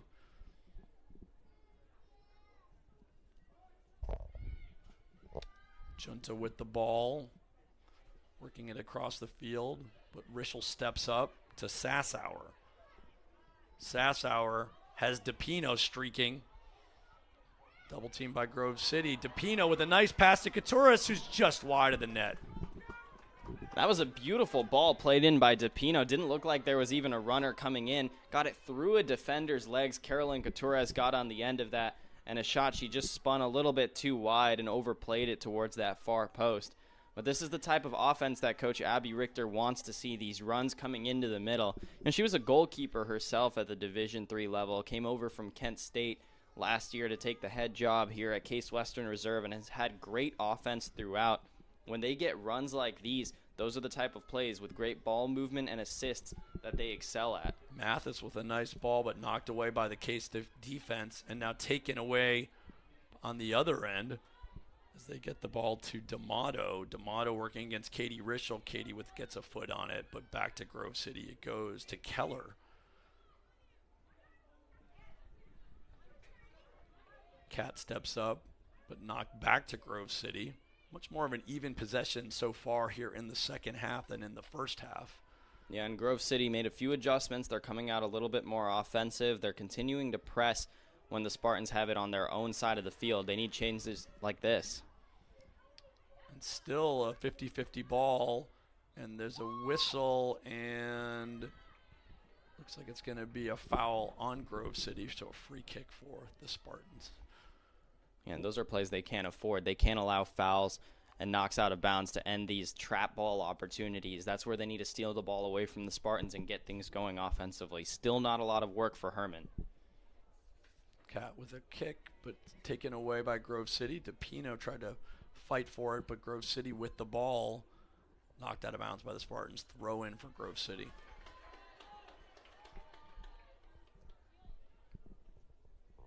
And that ball is knocked out of bounds. Looks like it's going to be a goal kick for the Spartans. Tori Stevenson, as Sar mentioned, came in as a sub and is in the first half, was there for Grove City. Yeah, not a lot of work this second half for Britta Lagerquist. Haven't seen her on the ball, that is, a whole lot. And the Spartans now realizing that when Herman's not the player they're getting to, that's where they want to go. So now they're trying to take her away just as much as they have to Herman. They're doing a nice job defensively. Molly Shama with the ball, looking for help. Oh, she had Couturis, but she gets it to Sassauer. Sassauer looking to play it inside. DePino with it. DePino looking for help. DePino puts a shot on it, and it's good! Goal, DePino! We saw a spinning shot in the first half from Sassauer, and CC DePino decides to match it. That's a really long shot. That's about 35 yards out, unbalanced, and getting it in a perfect spot where Lisman can't get to it. And CC DePino, she's got her third goal of the season as well, and that's a huge moment. You know, we talked about the Spartans have taken all these shots on goal, and you expect them to break through at some point, and that's finally the opportunity that they needed, and now this game is wide open for them. 2-0 Spartans here. 36 minutes to go in the game as CC DePino puts it in the net for the Spartans. So now Grove City's got to be extra aggressive, and that's not the style of play that they have shown so far today. That wasn't the plan coming in. They wanted to be a little bit more conservative and not make mistakes. Now are they going to try and force the ball up to Herman? Are they going to force it outside to Lagerquist? They're going to have to get something going on the offensive side. And the Spartans with the ball deep. Nice save there by Keller. Keller looking for help, but Healy steps up for the Spartans. Healy making a run towards the middle, puts a left foot on it looking for Shama, but knocked away and up the field. Good header by Anaya. Anaya comes out with it, but knocked away by Herman. But now stolen away by the Spartans. Nice play by Healy. Sassower looking for help. Plays it back to Rischel. Rischel in the middle looking for Molly Shama. Good play there by Sullivan, who stepped up. And here comes Grove City the other way. Playing with speed, that's what we'll likely expect from them pretty much the rest of the way. Mathis has some space in the middle to Stevenson, but Abby Meneses gets it, but she gives it right back to Venus. Venus to Herman. Herman, errant pass, and the Spartans clear it. And that's a good play by Sassower. Couturis making a run for it, but played back by the defense White to Lisman, back to White. White looking for help. Kicked out of bounds by Grove City. You know, the Spartans have played 16 games this year. They're 11-1-4, 4 draws, 1 loss, 11 wins.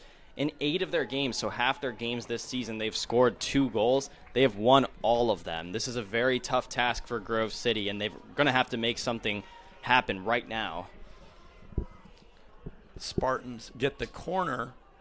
And Sassower will take this one. It's a short ball to Couturis, back to Sassower. And Sassower kicks it out of bounds. Wasted opportunity there for the Spartans. Yeah, and an interesting play, too, because when they got it back to her, she was on her left foot, and that's not her typical shooting foot.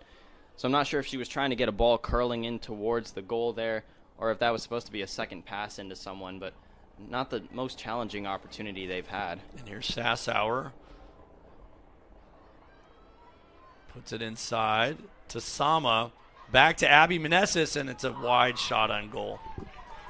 And it's interesting that that's been the spot where both the Spartan goals have come from today. Long shots outside the box, because those are the hardest shots to make. You've got a long way to go, and you've got to really place that ball on a line where it doesn't go too high and sail on you. And it was Abby Meneses who tried to get on the end of one herself. A good shot, but a little bit too wide. Here comes Sassower down the wing. Keller marking her.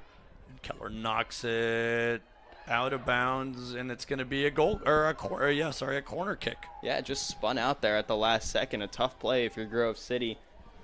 That's been the way the ball has bounced so far today in favor of the Spartans the majority of the time. They're going to have their 9th corner of the game so far. So 2-0 your score. Spartans on top, 32 minutes to go in the game. Sassower puts it inside. Healy came up, couldn't get it in, and it's going to be a goal kick. And it looked like Healy's ball maybe even hit her teammate. Couturis was up there as well, and not sure if that was a bit of a miscommunication in terms of positioning there. But Grove City gets bailed out that time. And Keller up to D'Amato. Rischel with a good contest. Takes the ball away, back to Sassower. Back to Katie Rischel. Rischel looking, but it's knocked away, and here comes Grove City the other way. Oh, good play by Jamie Goldfarb to keep it in the Spartan possession. CC DePino. DePino with the ball double-teamed, triple-teamed, trying to look for help. And she finds Rischel. A little miscommunication. Goldfarb will chase down the ball. Goldfarb with some good footwork. Puts a left foot on the ball. It's in the box. Sassower there. Now Molly Shamo put it, and she puts it on goal weakly, and the goalkeeper gets it. Yeah, Shama had some open grass on the outside of her. If Couturis had managed to get that ball that was played a little bit high for her, Shama would have had some room to work. She got a couple shots on goal in the first half and is on the ball once again. Shama with the ball, and that ball is caught by Lisman, so Spartans keeping the pressure on. Yeah, they've got 25 shots now. Naya puts a head on it. Still 50-50 ball, and now here comes Grove City. Grove City streaking down, and the ball is knocked out of bounds. It's going to be a corner kick, Grove City's first corner of the ball game. How about this performance by Maya Healy today? She's a first-year defender, her first ever postseason appearance. She gets the start once again. She's been in the lineup all year and has made significant contributions to the Spartan defense. A couple huge plays that have kept the Wolverines off the board, and quite frankly, she's done a lot of them single-handedly, including that one right there. So corner kick for Grove City. That ball's played in the middle, knocked out of bounds, and it's going to be a goal kick, I believe. Goal kick for the Spartans. Yeah, they were looking for Venus, a defender right on top of her, and that's not the chance that Grove City wants. The Spartans are all over that. Looks like Sid Schenk will check back in for the Spartans at the next opportunity. She's talking to Coach Richter on the sideline. And here comes Molly. Molly with the ball in some space. Molly heading towards the goal with the left foot. Puts it in the middle. Couture says, wide open goal! That's the run we talked about just a few moments ago that Molly Shama has been so strong on the outside. It was just 2 minutes ago that they had a play. Shama had some room on the outside of her. This time they do get the ball out to her, and that's the type of play she's able to make. Was inserted into the starting lineup a couple games ago, and Carolyn Coutures does a nice job continuing to pound herself down there in that 8-yard box where she's been unsuccessful scoring all day after a couple shots, and finally they get the breakthrough. They draw Lisman up to the runner. She gets by everyone in the red, and Carolyn Coutures a wide open finish. That's routine for her. 3-0 Spartans. 30 minutes to go in the ball game. Substitutions for the Spartans. Andrea Silva checks back in. Helena Van Bibber checks in. Molly Shama checks out after her great assist. So Schenk, Van Bibber, and Silva in. Shama, Meneses, and Sassauer out. And I think that decision to sub Shama was made before that assist, perhaps. It's something that Coach Abby Richter likes to do. She likes to get into the rotation about this point with about 30 minutes left to go in the game. Keep her players as fresh as possible and just keep Grove City from having any chance of coming back in this one. Silva with the ball on the wing. Looking for help. Coutures gets a foot on it, but knocked away by Grove City as they try to play it up. Venus with the ball, and it goes back to Megan Mathis. Now Sid Schenk gets ahead on it. Van Bibber trying to get control. It's a 50-50 ball, and Grove City comes up with it. Andrea Silva with a nice job, and now DePino with possession. Back to Silva. Silva looking to streak down the right-hand side, knocked away by Keller. And the Spartans have been so successful in these first-round postseason games.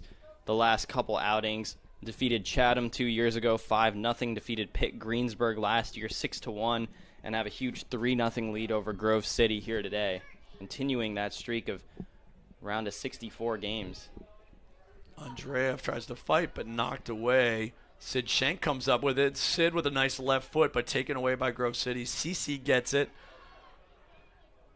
And now Carolyn Coutures looking for help, knocked away by Grove City. Streaking down the field is Junta. Junta just a little outside of the help, and Maggie Storty's going to be there for, puts her paws on it for the Spartans.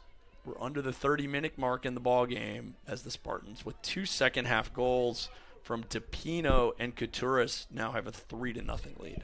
And Storty, still not a whole lot of work for her. Grove City's got just one corner, a couple set-piece opportunities we saw in that first half that they played into the box, but still have not recorded a single shot in this one. And that's the big storyline for that Spartan defense. They've come up huge in this postseason game. A good hustle by Silva, but Grove City maintains possession. Venus with the ball looking for help. Back to Keller. Venus with the ball. Silva challenging her. Back to Keller. Good play by the Spartan D. DePino has it. Jamie Goldfarb with some space. Goldfarb looking for Van Bibber down the wing. Van Bibber showing good speed. Van Bibber looking for help. Knocked away by Grove City. Sid Schenk gets it back to Van Bibber. Van Bibber with the ball. Knocked away by Grove City as they turn and run towards the other end. Lagerquist with the ball looking for help. And Maggie's going to come up, and she gets knocked down by Grove City. And there's a call, maybe a yellow card, Sar. Yeah, usually that draws an automatic yellow when you knock down the goalie, but I think this time they might give her the benefit of the doubt. Storty was a little bit late getting down there. It looked like she was trying to trap that time.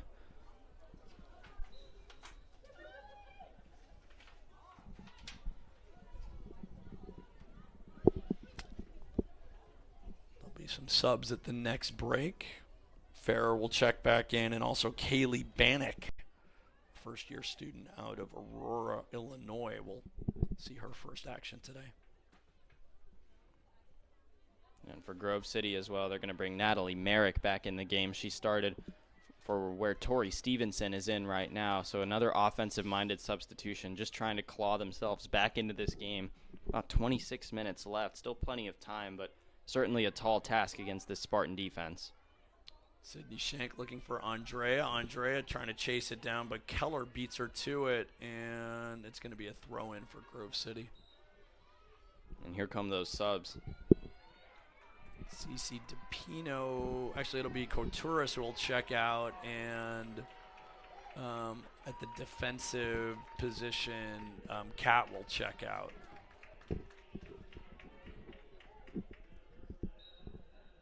Looks like Holly Gross came in for Grove City as well. She's a senior defender from Hawaii. Played 15 games this season. Long way from Hawaii. Yeah, certainly a long trip to get over to Western PA. Yeah, I was doing a little research on Grove City. Actually, one of the famous alums of Grove City, we'll talk about in a second. Here comes CC DePino. DePino with the ball to Van Bibber. Van Bibber with the shot, and it's in! Goal, Van Bibber! How many of these are we going to see? These spinning shots off balance. Helena Van Bibber wants some of the action. Her third goal of the season. Mentioned how big she's been in postseason appearances for the Spartans over the course of her career here in her 5th year. And what a beautiful shot it was. Just arced it over into that top right corner. It's been a tough game for Grove City defensively, and when you're shooting as well as the Spartans are right now, there's not much more you can do. They played great defense in the first half outside of one play that Sassower turned the goal, but the Spartans have just come out of this second half, and they've exploded on the offensive scene, and that's hard to stop. So 4-0 your score on Helena Van Bibber's goal at the 24:55 mark here left in the ball game as the Spartans have this well under control. Jamie Goldfarb will take a seat as Abby Meneses checks back into the ball game. Wouldn't be surprised to see Coach Richter get a few more substitutes to give folks NCAA experience as this game is looking very much in hand. Yeah, and she did that last year. We mentioned that first game 6-1. She got a couple of these young players, and that's important because these young players from a year ago are now, many of them, starters this year. So when they're able to get some game experience and just see how an NCAA postseason game is played, they certainly are better for it when they get into the starting lineup when they're older. Abby with the ball, looking for Andrea Silva. Farah back to Silva. Silva with some good speed, knocked away by Keller, and it's going to be a corner kick.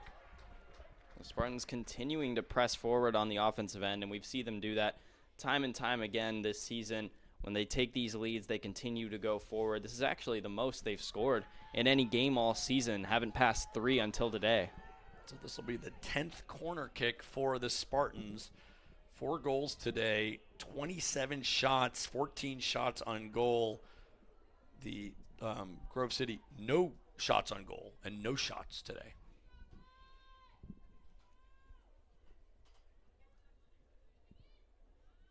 Hartzler taking her time. Good ball in, but knocked away by Grove City. And that's going to be a throw-in for the Spartans. What are some things you think the Spartans can work on kind of coming out of today? Yeah, I think the biggest thing if you're Coach Abby Richter is that slow start. They got a lot of shots off and not a lot to come up for it. They'd had the 1 goal for Sassower.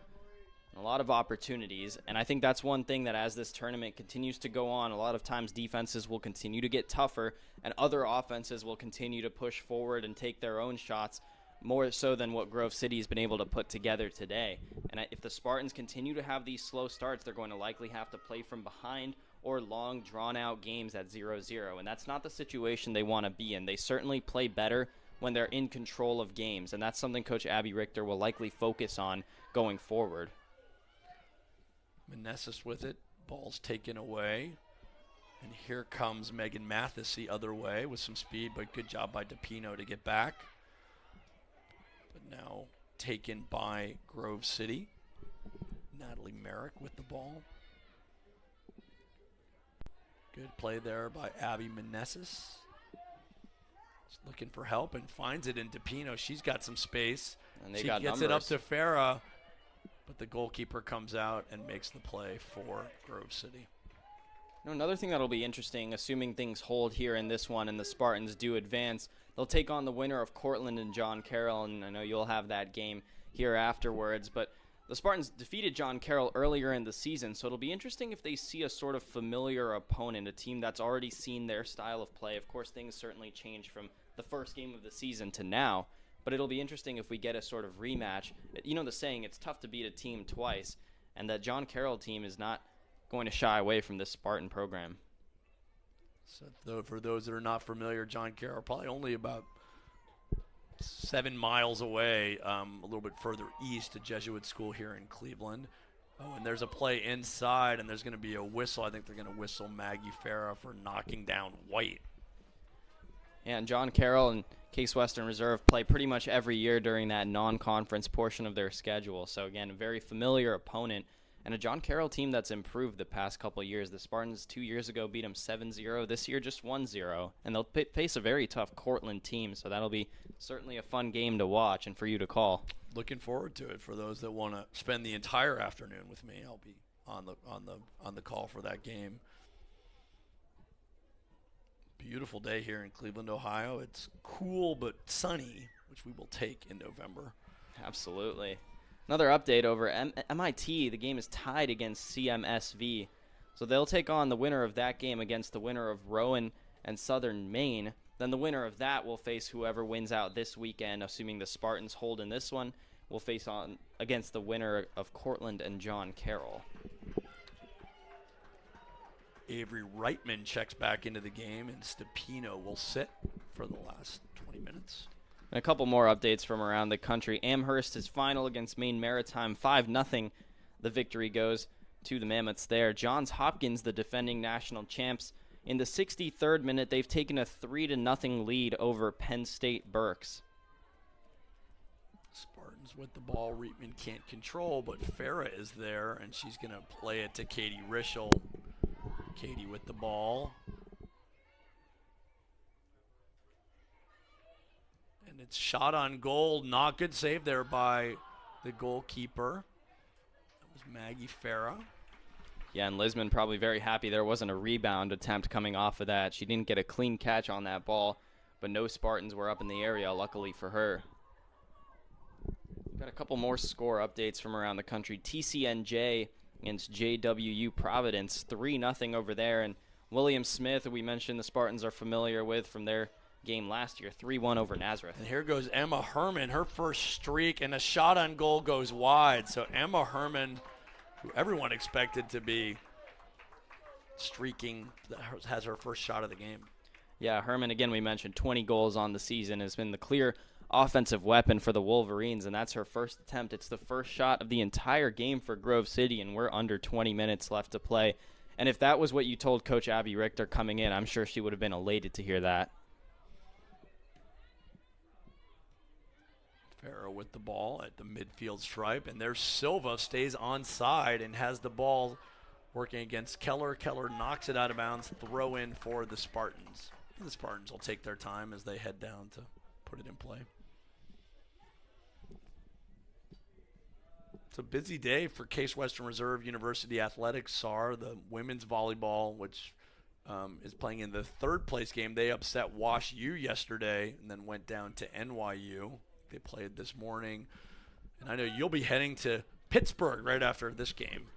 Yeah, football taking on Carnegie Mellon, the season finale in the 37th annual Academic Bowl. played every year between Case Western Reserve and Carnegie Mellon. And why is it called the Academic Bowl? Two, of course, very highly academic schools, academic-minded, and two very reputable schools, and recruit a lot of the same kids, a lot of the same type of student athletes, I should say, who play for both schools. So always an intense game when those two teams face off. I'd love to know the history of the naming. I mean, I know it makes sense. Both schools are very strong academics, but it seems a little snooty to be like, this is a very academic game. All right, here's the Spartans looking to get another shot on goal here. It's played inside. Silva misses the net. And some basketball action today, too, on campus. The final of the Bill Sudek tournament. The Spartans basketball team, number 13 in the country, a huge win last night, and they'll play Eastern in the final of that game. I unfortunately wasn't able to go. Were you able to make it to the game? Yeah, I actually had that game on the call, and it was a great victory for the Spartans, showing why they're number 13 for sure. Topped 100 points to start the season off strong. There's Sid Schenk with the ball, battling. Her grandma would be proud. And there's a ball knocked in the air over the post and out.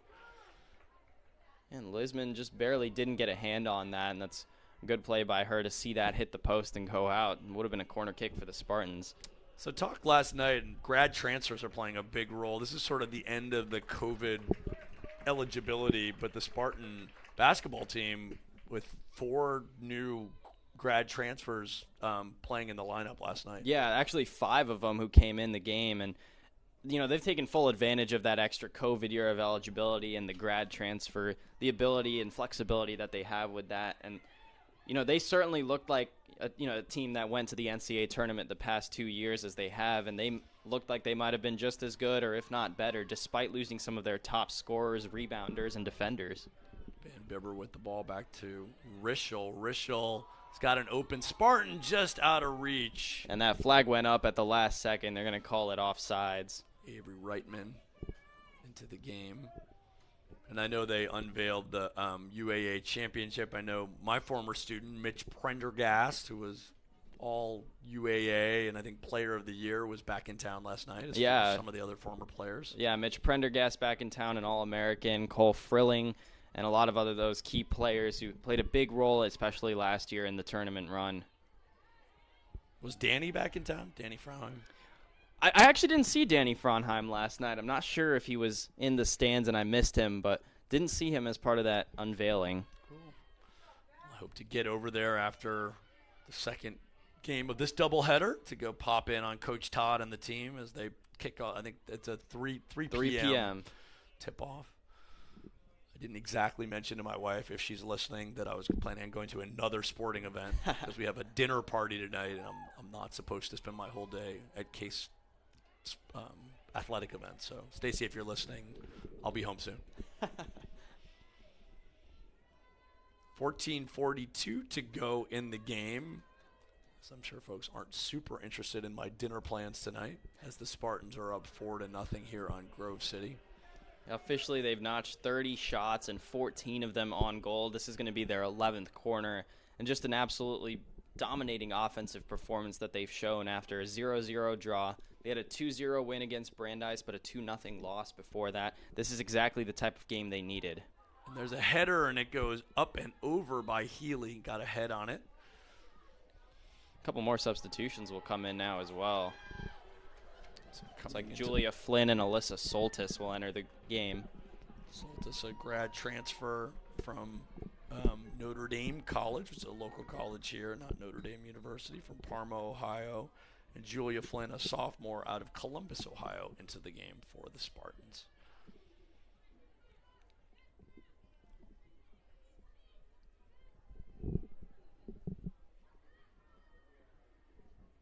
So what was the biggest transition for you, coming from Arizona to spend your 4 years in Cleveland?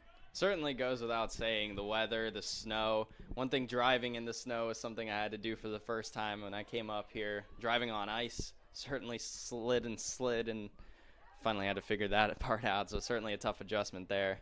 And how did you end up learning? I mean, I think one thing that's interesting for me teaching here at Case is just seeing the diversity of students that are coming from around the country, as Maggie Farah tries to fight for the ball as Lisman clears it. How did you find out about Case? How did it sort of come on your radar? Yeah, my father actually lived here in Cleveland and Avon Lake back in the mid-'90s, so I was a little bit familiar with the area because of that, and kind of did some of my own research and found out that, hey, it is a great academic school, as my dad suspected, and kind of got brought in because of that. And talk a little bit about your experience both as a student broadcaster, but also the work you're doing for the football team.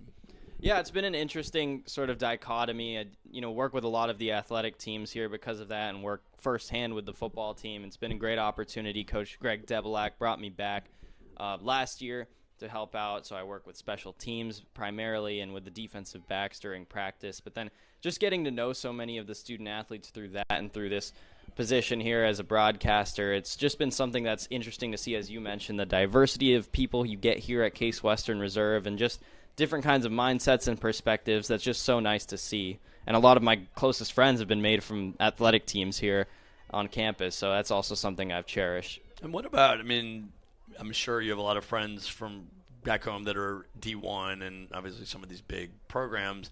What's it like sort of seeing a D3 program up close and personal? Because the commitment level from the student athletes here in some ways isn't like remarkably different from the commitment at D1. No, it's not. And I think one thing that's incredible to see is the way students balance it. A lot of the students who come to Division III schools are typically academic minded, but also love their sport and want to continue to play. And I think that's something that you absolutely get here at Case Western Reserve, is students that are able to balance strong academics and strong credentials, internships, co-ops, whatever it may be, and still be excellent at whatever sport they play. So many teams here nationally ranked and nationally relevant, and that's something that is unique to schools at the Division III level.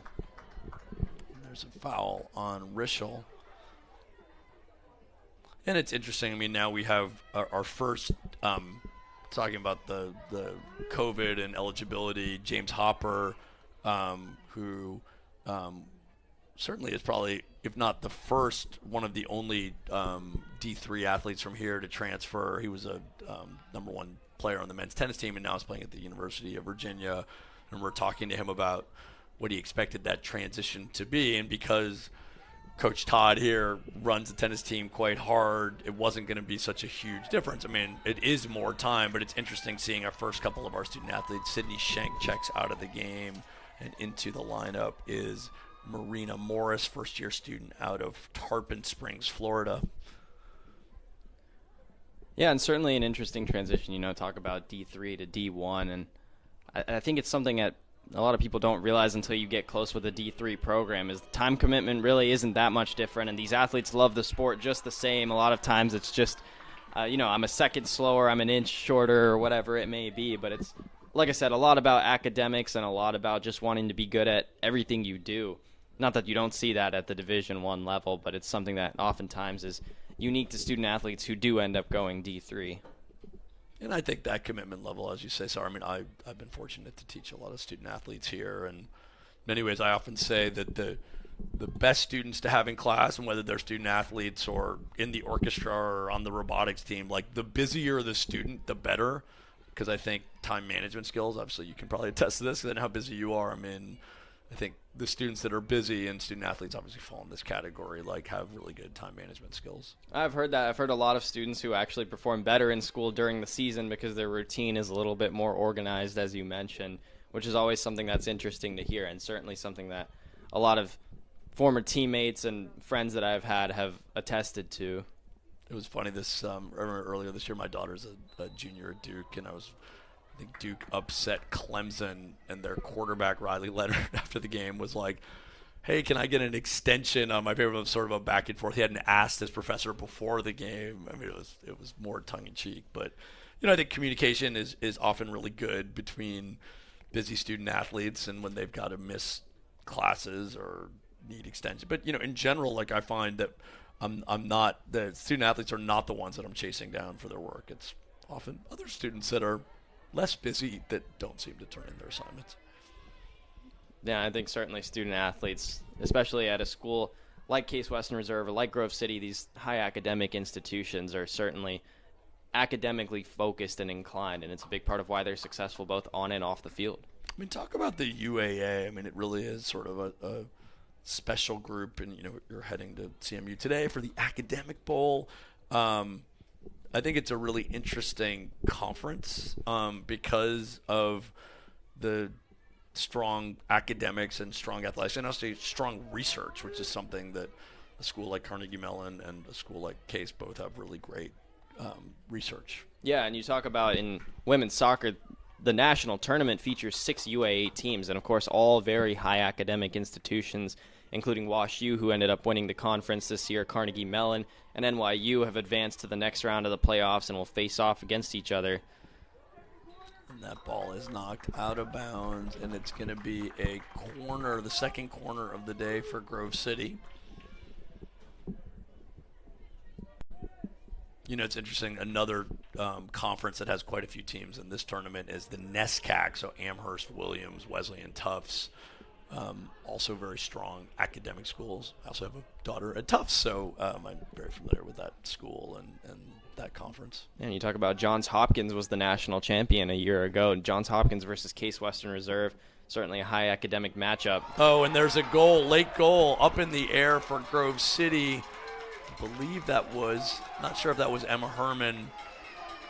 Maggie Storty is not going to be happy about that. I know how much Maggie likes that clean sheet. Yeah, certainly the clean sheet, the shutout would have been the goal here today for the Spartans, and with 7.5 minutes to go, not the play they wanted to give up.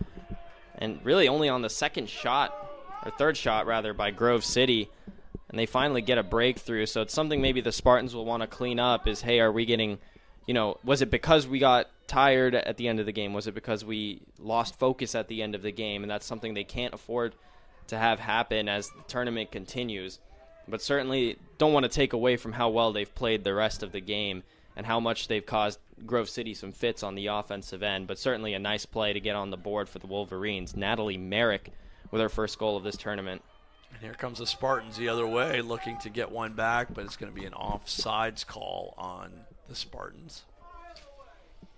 So I'm lucky to have Maggie as Storty, the goalkeeper, as an intern of mine at the Veal Institute, and so we talk about entrepreneurship and we talk about sports, and I know she takes a lot of pride in Spartan athletics, and we do talk about the clean sheet. You just can't help it.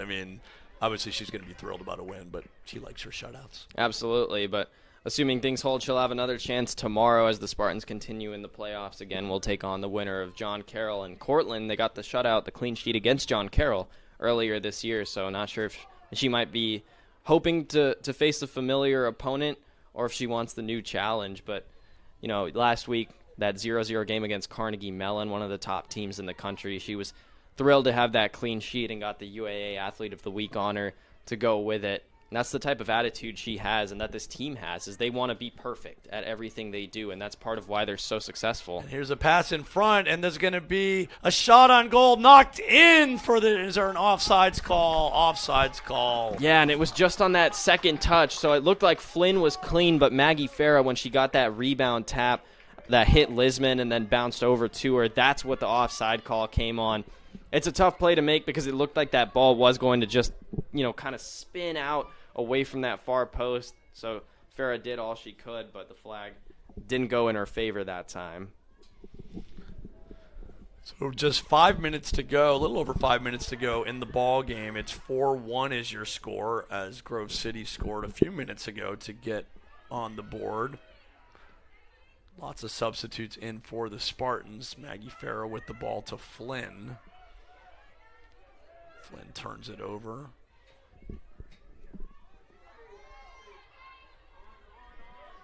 Yeah, speaking of Maggie Storty and being busy, Maggie's pre-med and has been interning with us, and it's just been fun to watch her thinking about what's next and working in the lab and working for our Entrepreneurship Institute as Grove City, looking to can create something, but Maggie Storty comes and picks it up. So yeah, it's just been, we do a lot of things on campus. As you know, there's many ways to get involved. We run an Entrepreneurship Institute, and we hire students. So Sydney Shank, number 21, was one of our students. And actually, Sydney participated in a fellowship that we have called the Veal Snyder Fellows, which she actually got to travel with us to San Francisco last year and out into Barcelona as part of our fellowship. It's interesting, very challenging for student athletes to participate in some of these things because just of time and practice, but I always enjoy having student athletes involved in what we do. There's actually a startup that sits up at ThinkBox. For those that aren't familiar with our campus, here's ThinkBox is our innovation and maker space, and one of the startups in ThinkBox is called Cleaner. They have developed a filter to filter out microplastics out of the wash, and it was started by 3 Case Western Reserve University students. One is a former baseball player, David Dillman, so a lot of the people that interned there are baseball players, including Zach Carinci, who had our record hitting streak last year. I think it was 33 games. So it's actually interesting to see someone like Zach, who's like, again, they're incredibly accomplished in the classroom, on the athletics field, and he's interning with a startup. So it's cool to see. Just 3 minutes to go in the ball game here as the Spartans maybe look to put another one on the board as Julia Flynn making a run down the right-hand side, and it's knocked away by Keller. So you'll be back on the call tomorrow. It's 1 o'clock start for the second round. Yep, so we'll have a game again between the winner of this one and then the winner of Cortland and John Carroll, and that game will kick off tomorrow at 1 o'clock right here on DeSanto Field. Love to see, for those that are in the area, come on down, as there's a little bit of a knockdown there. Katie Rischel will get the throw in.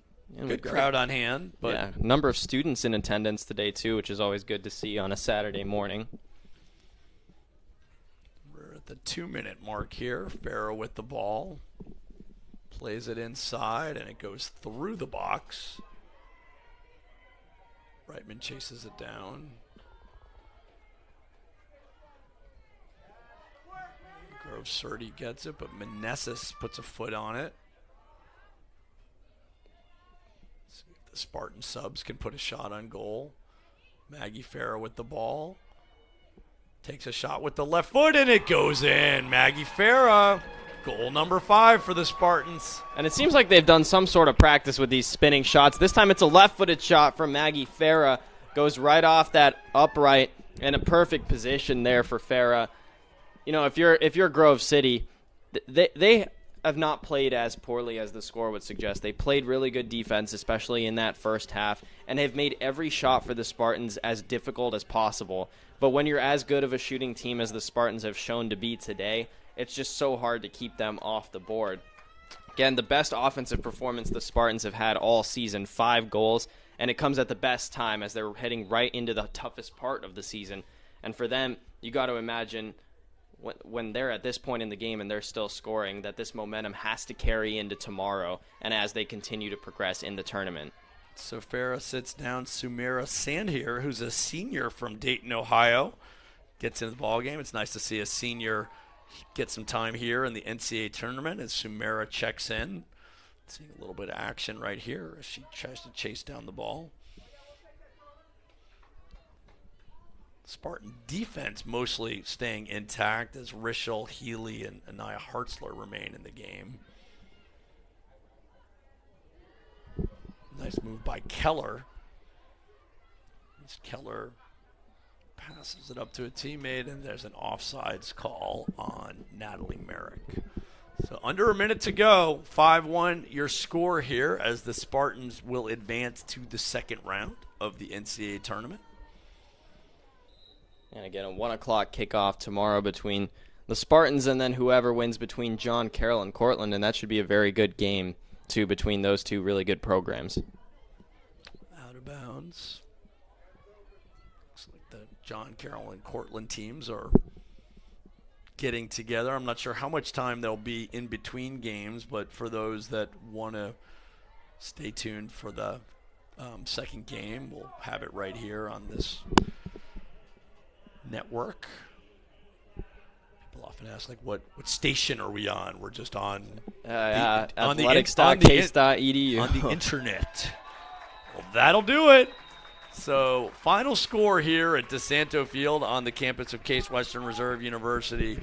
Your Spartans 5, Grove City 1. Sar, it was such a pleasure to do the game. I know you're heading to Pittsburgh. Good luck to Spartan football, and I'll be listening to the broadcast tomorrow, and hope we get to do another game, maybe Absolutely. as the Spartans keep running. Yeah, thank you. It's been fun. So with that, Michael Goldberg along with Zar Tsuchi bringing you Spartan win 5-1. For those interested in tuning in for John Carroll against Cortland, I will be back without Sar, sadly, for the second game and on this same broadcast channel. So with that, have a wonderful day.